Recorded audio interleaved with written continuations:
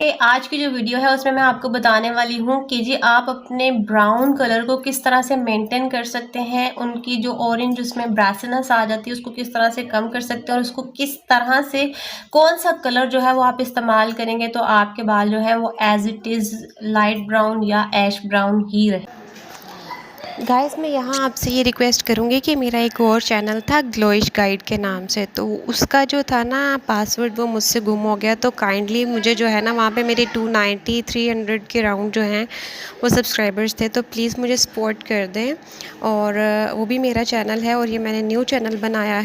अब मैं आपको ये बताने वाली हूँ कि अगर आपके बाल जो हैं वो ब्राउन हो गए हैं, ठीक है, और उसके बाद आप जो ऑरेंज शेड की जो बीच में लाइनें हैं या ऑरेंज टोन देने लग गए हैं आपके बाल, आपने उनको किस तरह से ठीक करना है, कौन सा कलर आप इस्तेमाल करेंगे। क्योंकि अगर आप उसके ऊपर दोबारा से वही ब्लॉन्ड कलर करेंगे तो जो है वो आपके बाल जो है वो ज़्यादा ब्लॉन्ड की तरफ चले जाए और वो ऑरेंज जो उसमें कलर है, वो शेड है, जो ऑरेंज उनकी पिगमेंटेशन है वो वैसे ही रहेगी। तो चलिए शुरू करते हैं। आपने जी क्या करना है, अगर आपने जैसे लास्ट टाइम मैंने बताया था कि आपने रेवलॉन 60 जो है वो आपने करना है अगर आपके बाल जो है वो ब्लैक हैं, और उसको आपने 1 घंटे के लिए अप्लाई करना। अब रेवलॉन को बताने का मकसद ये है, ये कोई स्पॉन्सर्ड वीडियो नहीं है, ठीक। और रेवलॉन जो है वो मार्केट में इस वक्त अच्छे ब्रांड्स में से जो है वो सबसे अच्छा है। प्लस इसका पॉइंट ये है कि ये अमोनिया फ्री है, ये बालों को उस तरह से डैमेज नहीं करता जिस तरह दूसरे जो कलर्स हैं वो करते हैं। मैं उनके नाम नहीं लूँगी, मैंने मल्टीपल कलर्स जो हैं वो अप्लाई किए हुए हैं, मल्टीपल ब्रांड्स ट्राई किए हुए हैं और उनसे बाल बहुत ज़्यादा फट जाते। तो 60 से जो था वो आपके बाल जो थे वो ब्राउन हो गए, ठीक है। अब हमने क्या करना है कि हमने अपने बालों को कलर जो है उसको मेंटेन रखना है,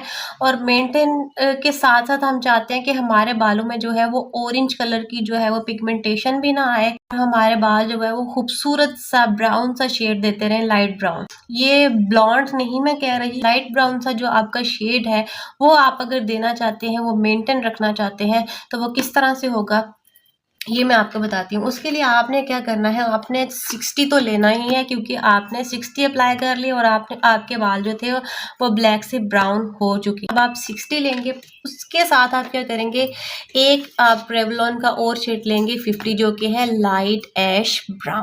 अब हमेशा याद रखिएगा जब ऐश आ जाता है, ऐश का मतलब ये है कि ये आपकी जो ऑरेंज कलर है ना बालों में, ऑरेंज पिगमेंटेशन, उसको न्यूट्रलाइज करेगा और आपके बालों को जो है वो प्रॉपर ब्राउन रखेगा। लेकिन अगर आप 60 आपने पहले लगाया हुआ है और आप ब्राउन के ऊपर सिर्फ लाइट ऐश, आप ब्लॉन्ड के ऊपर या लाइट ब्राउन के ऊपर लाइट ऐश ब्राउन कर लेते हैं, तो इससे आपके बाल जो है ना वो बिल्कुल ब्लैक शेड देंगे। ये मैं आपको बता रही हूँ। आपके बाल जो है वो 5 या 6 वॉशेस के बाद जो है वो दोबारा से लाइट से ब्राउन होंगे या ब्राउन होंगे, आपके बाल ब्लैक हो जाएंगे। ये मैं आपको बता रही हूँ, इसलिए बिल्कुल 50 आपने अकेले यूज नहीं करना।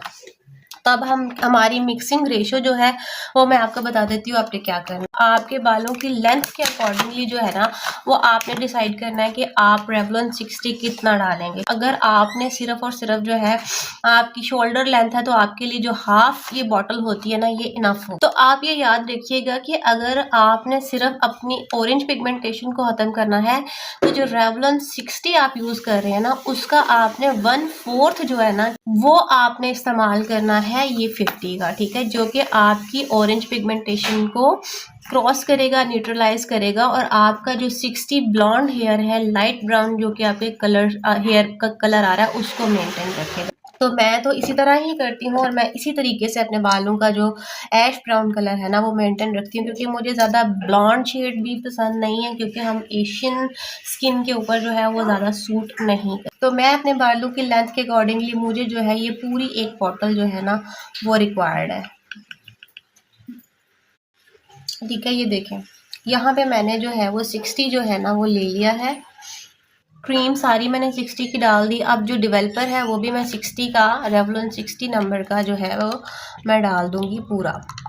अब देखें जी मिक्सिंग की सारी गेम है, आपने इसको अच्छे तरीके से अंडरस्टैंड कर लेना है। अगर आप लाइट ऐश ब्राउन जो है जो कि 50 नंबर है, अगर आप इसको ज़्यादा डाल देंगे अपने कलर में, ठीक है, तो आपके बाल जो है वो ब्लैक शेड देंगे, इसलिए आपने इसको ध्यान से मिक्स करना है। अब आपने क्या करना है, 50 का जो हमारे पास जी क्रीम है ना वो भी हमने 1/4 डालनी है, सिर्फ और सिर्फ आपने क्या करने के लिए, ऑरेंज पिगमेंटेशन को कम करने।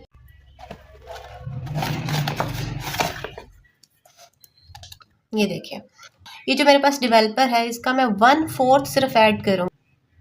ये देखिए, बाकी मैं अलग टाइम के लिए बाकी जो है वो मैं बचा के रख लूँगी और नेक्स्ट टाइम जब मैं अपने बालों को हेयर कलर करूँगी तो मैं जो है ये इसको इसी तरह से इस्तेमाल कर लूँगी। तो इस तरह से आपके पैसे भी ज़ाया नहीं होंगे। आप ये समझ रहे होंगे कि आपको 2-2 बॉक्स खरीदने पड़ेंगे, ऐसा बिल्कुल नहीं। अब इसको जो है वो मिक्स कर लें अच्छे तरीके से हेयर ब्रश के साथ। इसे आपने अप्लाई करना है। प्लस मैं आपको ये बता दूँ कि जितना भी आपका जो है ना फ़ॉरहेड का एरिया उसको आपने वैसलीन से अच्छे तरीके से कवर कर लेना है। उसके बाद जो है वो जो कलर लग जाता है उसका कलर भी नहीं आएगा आपके फेस पे या आपकी नेक वगैरह पे।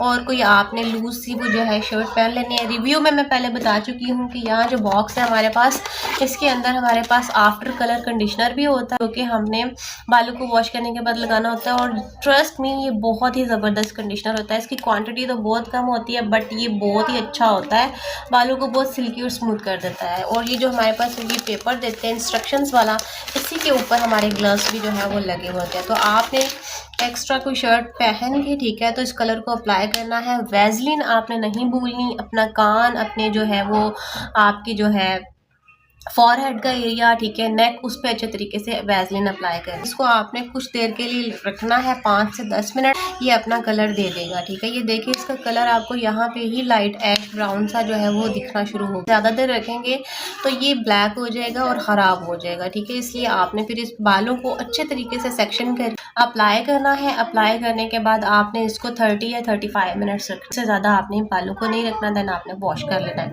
अगर आप कलर को पहली दफ़ा इस्तेमाल कर रहे हैं तो पैच टेस्ट लाजमी कर लीजिएगा। वो आप स्किन के किसी भी हिस्से पे थोड़ा सा कलर लेके, अमूमन तो लोग कान के पीछे लगा के चेक कर लेते हैं, आप अपना एलर्जी टेस्ट कर लीजिएगा। अदरवाइज़ जो है वो आपको एलर्जी भी हो सकती है। लेकिन अगर आप पहले भी यूज़ टू हैं इन कलर्स के साथ तो जस्ट गो फॉर इट। आपने इसको अप्लाई कर लेना है और उसके बाद रिजल्ट्स जो हैं वो आपके सामने होंगे। इंशाल्लाह आपके बालों की जो ऑरेंज पिगमेंटेशन है वो ख़त्म हो जाएगी।